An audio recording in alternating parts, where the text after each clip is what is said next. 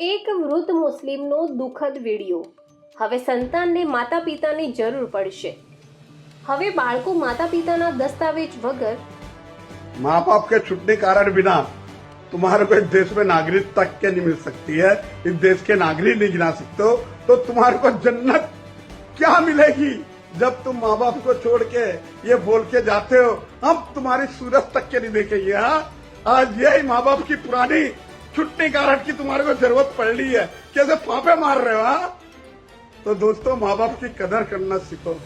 જે બાળકો વૃદ્ધ માતા પિતાને છોડી દે છે તેમને તમે શું કહેશો?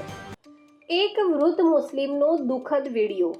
હવે સંતાનને માતા પિતાની જરૂર પડશે.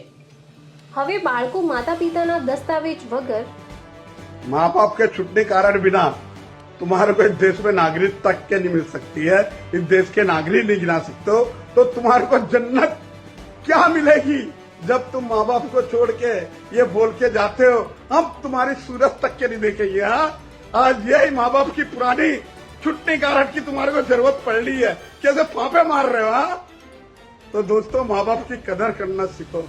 જે બાળકો વૃદ્ધ માતા પિતાને છોડી દે છે તેમને તમે શું કહેશો? એક વૃદ્ધ મુસ્લિમનો દુઃખદ વિડિયો. હવે સંતાનને માતા પિતાની જરૂર પડશે.